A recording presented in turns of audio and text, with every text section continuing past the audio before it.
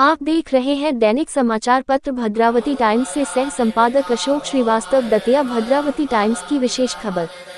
राहुलदेव सिंह परमार द्वारा रविवार दिनांक 6 अप्रैल 2025 को होटल हेरिटेज दतिया में आयोजित किया जा रहा राज्याभिषेक असंवैधानिक एवं सभी सारे सामाजिक नियमों, परंपराओं, राज परिवार की परंपराओं सबके विपरीत है। उसके साथ साथ संविधान के भी विपरीत है। रियासतें का विलय हुए 78 साल हो गए, संविधान लागू 75 साल हो गए। जो राजा महाराजाओं को प्रीपर्स और विशेषाधिकार दिए थे, जिसमें महाराजा कहना का अधिकार था, वो भी 1971 या 72 में ख़त्म हो गया है। तो पूरी तरह गैर कानूनी है। दूसरी चीज़ मैंने जैसा बताया, सामाजिक और राज परिवार की परंपराओं के विपरीत है। आप ही बताइए, किसी के परिवार में जब किसी का निधन होता है, अगर उस पुरुष जो है मुखिया, बड़ा लड़का, उसको रस्म पगड़ी की जाती है जो हर परिवार में होती है, तिलक किया जाता है बड़े लड़के को। बड़ी अगर लड़की है तो उसे किया जाता है क्या? नहीं किया जाता। दामाद को किया जाता है क्या? कोई ना हो तो लड़की को भी किया जा सकता है, लेकिन दामाद का तो हक कहीं से भी कहीं तक नहीं बनता। और फिर वो अगर कुछ करा रहे हैं तो अपने परिवार में कराएं, अपनी ससुराल में कराएं।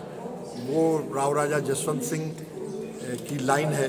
उनके पुत्र महेंद्र प्रताप सिंह जी थे, उनके पुत्र प्रणीता राजे और पृथ्वीराज सिंह हैं।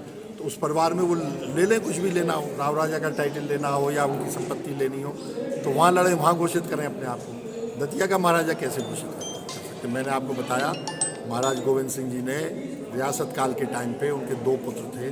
छोटे पुत्र को, जसवंत सिंह को, राव राजा का टाइटल दिया था और नदी गांव का जागीरदार बनाया था। नदी गांव उनको जागीर में दी थी।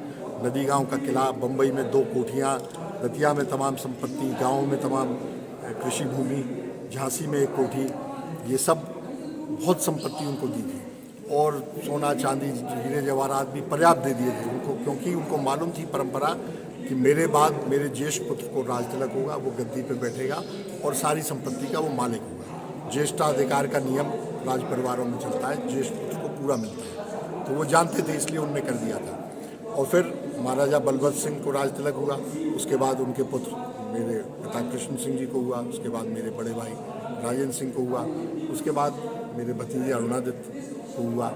मैं राजनीति में बहुत सक्रिय था, मुझे बहुत लोग जानते थे। मैं भी बैठ जाता कि नहीं मैं कराऊंगा राज तिलक, नहीं, वो परंपरा के विपरीत होता है। परंपरा के अनुसार इनका होना चाहिए था, हुआ।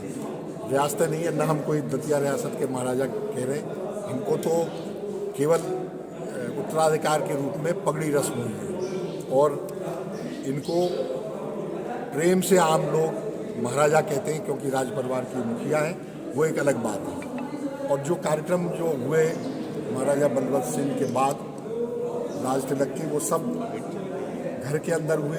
कहीं किसी को आमंत्रण नहीं दिया गया कि हम दतिया के महाराजा बनने जा रहे हैं, केवल पगड़ी रस्म के रूप में हुए और उसको राज तिलक कहा गया, उन लोग महाराजा कहने लगे। ये तो सार्वजनिक कार्यक्रम कर रहे हैं, पूरे क्षेत्र में कार्ड बांट रहे हैं, अपने आप को महाराजा घोषित कर रहे हैं दतिया रियासत के। वसीयत का जिक्र कर रहे हैं। देखिए, वसीयत प्रणीता राजे जी की दादी, मतलब राहुलदेव सिंह की ददिया सास की वो वसीयत बता रहे हैं। उनको क्या अधिकार वसीयत करने का?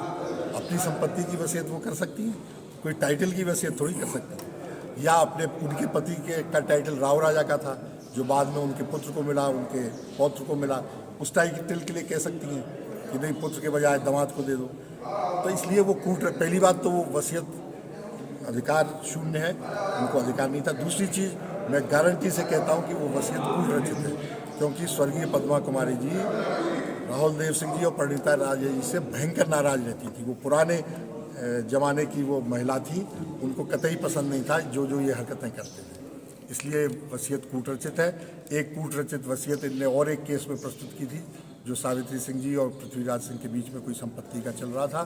वो उसमें राजीनामा हुआ और राजीनामा के डॉक्यूमेंट में लिखा गया कि ये वसीयत शून्य मानी जाए, निरस्त मानी जाए। तो इसलिए कूट रचना करने की, फर्जीवाड़े की इनकी